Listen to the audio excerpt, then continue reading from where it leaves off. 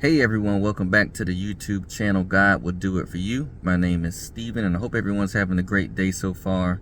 And what I'm going to be going over today is just a Monday motivation. I'm seeing a lot of people down in the dumps today, and I was just like, every time I talk to someone, they're like, hey man, you're very encouraging. And I'm like, well, why not spread it to the best of my ability, or as far as YouTube would do it, whatever. But, just looking at life and being thankful of everything that God has done for me, in spite of some of the past mistakes that I've made, or whatever the case may be. When I look back and I see where I am now, I'm like, you know what? I am so thankful. It's not easy to be in a state alone with a child with no support, and you've always been able to be all right. That's all God. It's not all you. I promise you, because God can make your car fall apart. He can do whatever he wants to get your attention. He'd be like, I want you to see what it really is. And sometimes we have to put that in perspective, because there's people now living in hotels instead of an apartment because they can't afford it. There's people now that aren't paid enough at a job, so they're really struggling financially, and then with inflation going on, they're struggling. There's people that have decent jobs, but because they may not know how to handle their money that well, they're blowing it all and they think that they don't have enough. There's people that are dealing with health issues. There's people that are dealing with marital issues. There's people that are dealing with custody issues. There's people that are dealing with a whole lot of things. It's just across the spectrum. Everything now is being highlighted more than ever. And that's why now is the time to really dig in to our gifts and our talents. Dig into the things that make you happiest. Now's not the time to just be doing stuff anymore. There's no point. It's not worth it anymore. A lot of these not all of them, because some people love their jobs, but a lot of these 9-to-5s, they don't care. They care about you doing your job so that they can make their money, but that leaves the worker, they're sad, they're without what they need. And what we all have to remember is that if we established a mindset, a new mindset of, we got to start really helping each other. We got to start lifting each other up instead of the crab in the bucket mentality. We have to realize and look at the groups of people that are actually doing it and they're successful with it. I don't even have to say them. You could probably think it off the top of your head. The people that sometimes people laugh at because they're riding 3, 4, 5, 6 in a car, but that's called teamwork. They know how to work together, and people wonder why they have landscaping companies, restaurants, and things like that now. You got to realize that. Same thing, working together as a family. Say, what? Why do we kick our children out the house at 18 when we know what life presents itself? We know that they require 3 times the rent. We know this and that. Why do we do that? Why do we do some of the decisions that we have done, and we see that it's not the best thing for us to do? We have to reshape our mindset. We have to let go of what we knew and start to get into what we need to know. And it's just all a mind shift change. At first I used to look at what I'm doing now and I'm like, man, you know what, this, God, you got better for me and this and that. But God knows that a job is whatever it needs to be for the particular time period that you are working in. That is it. So as long as you wrap your head around that and you look at yourself and you say, you know what, I am a provider. I'm taking care of my family. I don't care what somebody thinks about me and my job. I'm able to provide for my family. When you have that mindset and get off of social media and really get back into the thinking that's more productive and more positive, then you're going to be just fine. Same thing with these relationships. Hey, there's nobody out here. All the good women are gone. All the good men are gone. That's false. That's false. All the good women and all the good men are sitting in their house right now, wondering where everybody's at. That's where they at.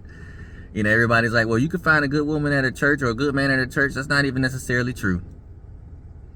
And this is where God comes in. Once you make yourself available, God will somehow, some way redirect that person to you. So don't be down in the dumps or be hard on yourself if a particular relationship didn't work out or a marriage didn't work out or whatever the case may be. Because as long as you know in your heart that you did everything that you could to make it work, you can live with the result. You can. At that point, you can live with it and say, you know what, God, I made the mistake. Just like Abraham did with his wife. Like, you know what, we made the mistake trying to jump ahead, trying to get the promised child. So God let him sit in that for a little bit. Let the kid grow up. Let him deal with that. Let him deal with the wife, being jealous about the maid that they had the child with. But then he still kept his promise. So God will allow us to make a mistake, allow us to sit in it for a little while, allow us to come to our senses, and then he will still come through for us. That's how amazing he is. Same thing with these jobs. You may not be, I don't feel appreciated, things like that. How about you put yourself back out there? I know what the economy is, but guess what? If you truly believe that God is our source and he provides the resource, then he will provide the right resource for you to replace it, if that's what he sees fit for you. The same thing for health. Hey, my doctor said this and this and that, and that's okay. God has given them a gift. They went to school for 10, 12 years, however long they had to go to get this knowledge and experience. And all they're doing is just doing what they know to do. So it's great. You follow their procedures, you follow their precautions, take the medicine as they say, but then at that point you turn to God and say, all right, God, I'm waiting to see it. Because I know that you have the final say over what's going on with me.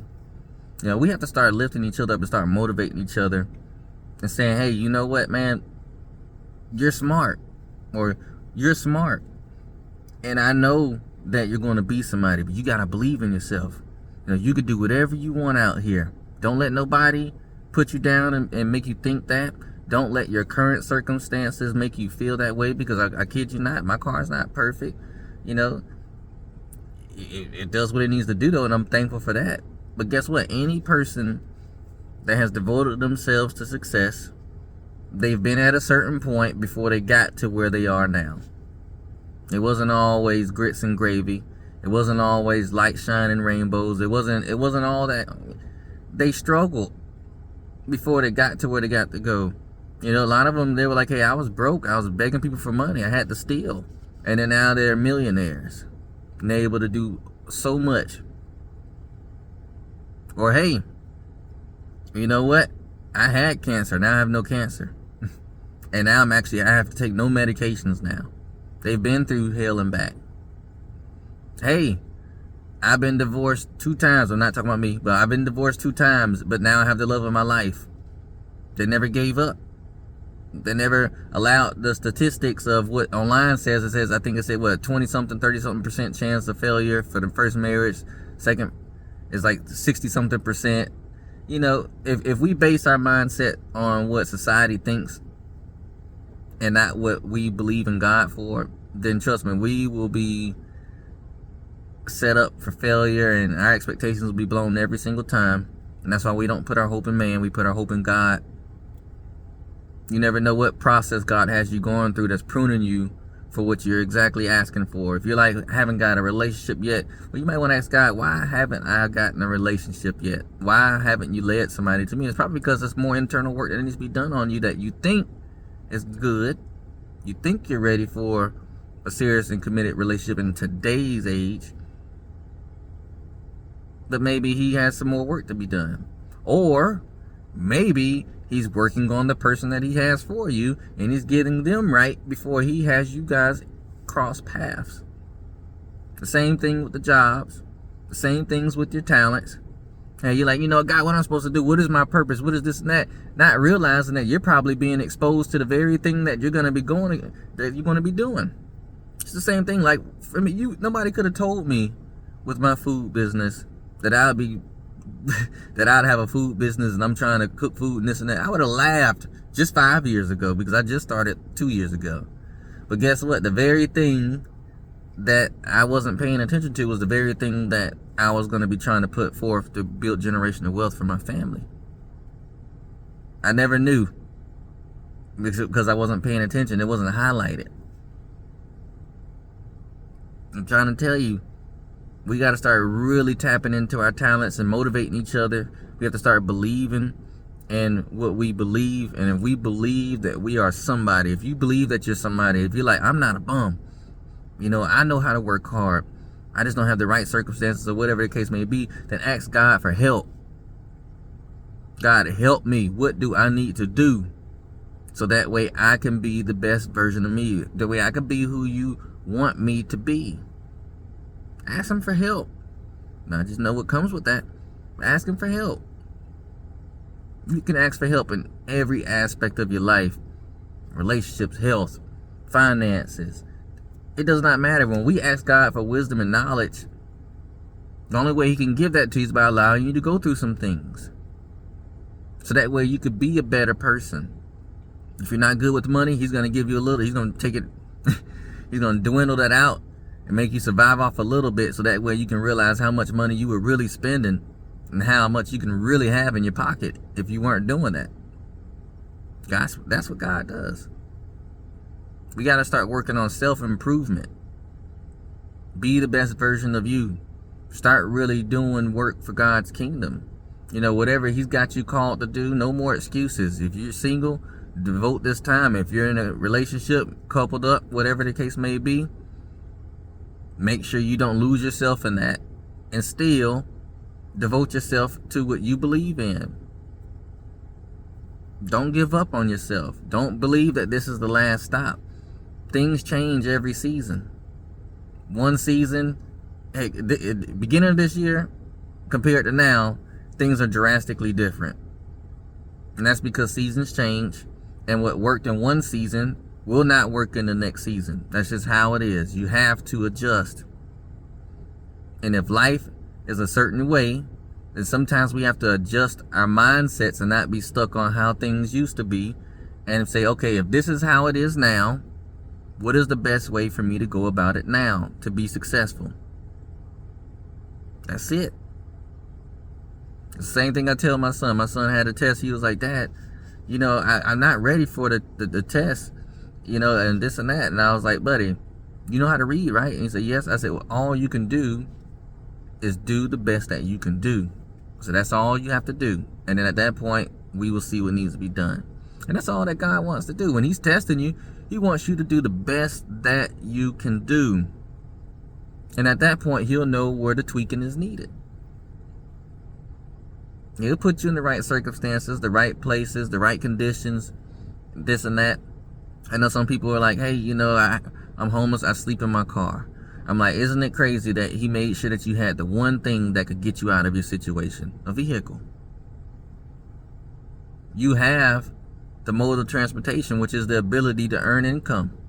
So yes, you may have to be in your car for 2 months, but if you're smart and you don't blow your money, you'll be out of that car in 2 months and be in a totally different mindset. Now you've learned that you could save. Now you've learned that you could be responsible and get yourself out of a bad situation.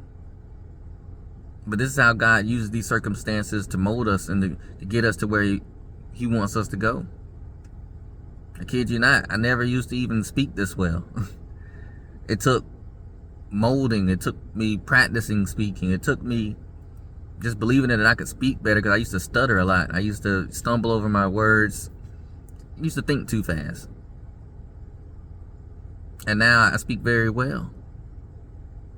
And so all I'm saying is that when you look at your current circumstances and you tell yourself, you're like, man, it's got to be more to life than this. There is.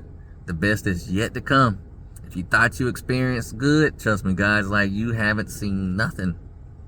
And for me, it'll be a blessing if I could, just see this page blow up, so that way I can help more people see the goals I have blow up, so that way I can share it with you all and to encourage you that, hey, it's possible. I just wish that we all would be what we desire to be, as long as it's God's will, though. If you're like, hey, I want to be a football player, but I have no ability to do that, I don't want to tell you. But what I'm saying is,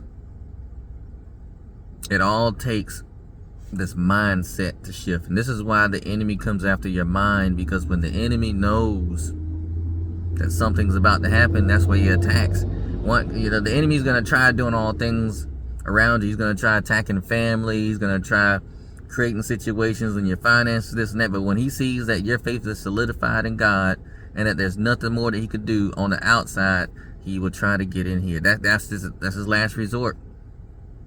That's it. And so when he's in there with you, you know that you're solid.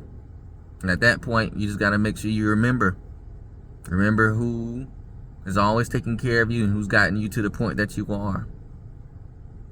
Because trust me, what God has for us, nobody can take away from you. Nobody can take it.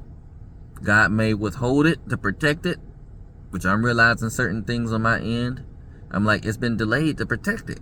I get it. Whatever the case may be, just don't give up. I'm telling you, don't give up. So many people give up, and that's why they never experience what they desire to experience. They give up. It's easy to give up. It's hard to stay the course. This is why we have to talk to one another. We have to encourage one another. We have to lift each other up, because sometimes it does take that person, they got nobody to talk to, so they're getting down in the dumps and depressed. But just like David, though, sometimes we gotta be in those circumstances where we don't have anybody to encourage us. And it said David encouraged himself when those Philistines raided their village and took their wives and took all the stuff and destroyed everything. He had to encourage himself. So sometimes you will have to be strong. But just remember, though, when you're that strong, that mentally strong, where you're like, I got nobody, but I'm still going to keep going. I'm still going to believe. This is what I mean by God is just molding you into a person that you never thought you could be. Because when you go through these things, and when he gives you what you ask for, what he's promised you, there'll be a totally different level of appreciation for what you've accomplished. You'll know how to hold on to it, how to cherish it, how to take care of it. You won't take it for granted, because you'll understand the pain and the necessary work that you had to go through to get there. You understand. Our parents used to always say, you only tear stuff up because you didn't pay for it. And that was their way of saying you don't care because you didn't put the work in to get it. I just wish they worded it better like that. But that's really what it was. So my mom always used to tell me, like, hey, when you go outside and cut the grass, cut it like it's your yard. Anything that you do for anybody, treat it like it's yours. So that way you're giving maximum effort. And when you get your own, it won't be an adjustment. It won't be when people see what you have, they'll be like, oh, well, he does his like that. But when he did mine, it was like this. They'll be like, oh, he does his yard good. You have no idea what seeds you're planting for the future. The good that we've done or currently doing, it will pay off. It will pay off. People remember. They always do. So I hope this was encouraging. We have to make sure that we're lifting each other up, elevating each other spiritually, mentally. Hey, I believe in you. I know that you're somebody. God knows that you're somebody. But you have to make sure that you remind yourself that you are somebody, and that you are plenty smart, plenty capable of giving yourself a better life while we have this time on earth, which is a privilege. It's an experience that we truly get to experience, and it's a blessing if you're still here to experience it. So I hope this hits you where it needs to hit you. I'll be back tomorrow. Hope you have a great day. Like, share, subscribe. It does help the channel attract people that may need this type of message. And until next time.